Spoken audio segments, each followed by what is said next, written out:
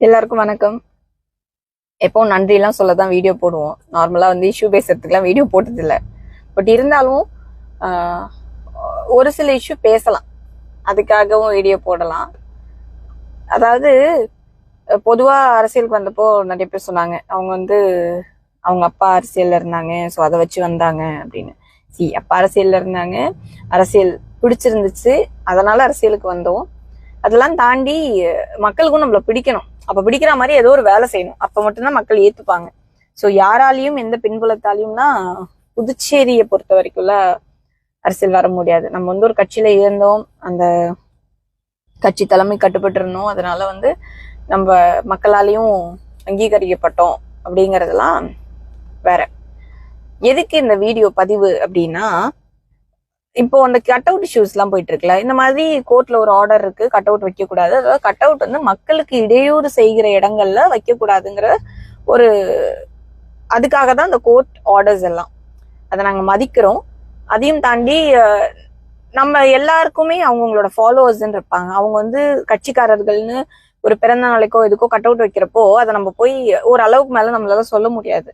அந்த மாதிரி ஒரு சில இடங்கள்ல ஒருத்தவங்க வைப்பாங்க, அதை பார்த்துட்டு நாங்களும் வைக்கிறோம்னு இவங்களும் வைப்பாங்க, வேற கட்சிக்காரங்க வைப்பாங்க. ஸோ ஏன் அவங்கதான் வைக்கணுமா, நாங்க வைக்க கூடாதுன்னு இந்த இதெல்லாம் அரசியல்ல இந்த ஒரு ஈகோ இதெல்லாம் இருக்கும், வைக்கிறாங்க. அதே மாதிரி நம்மளும் சரி கோர்ட் ஆர்டர் மதிக்கணும் அப்படிங்கிறதுக்காக கோர்ட்ல இருந்து நம்ம எதுவும் ஆர்டர்ஸ்க்கு எகெயின்ஸ்டா பண்ணக்கூடாதுன்னு கட் அவுட் எடுக்கிறோம், அனுமதிக்கிறோம்.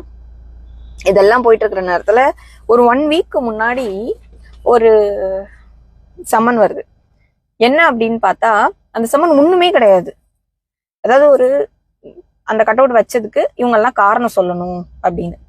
யார் யாரு அப்படின்னு பாத்தீங்கன்னா, எஸ்பி, எஸ்எஸ்பி, எஸ்ஐ, இன்ஸ்பெக்டர், அந்த மாதிரி கவர்மெண்ட் அஃபீஷியல்ஸ் எல்லாரும் சொல்லணும்.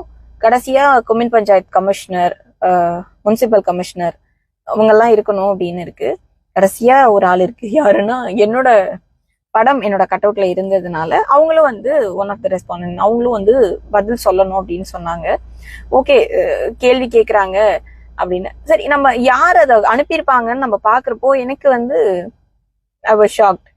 அவங்க ஒரு நார்மலான பர்சன், பாவம். அவங்க கிட்ட ஃபேமிலி நடத்துறதுக்கு கூட பெருசா கஷ்டப்படுற ஒருத்தவங்க.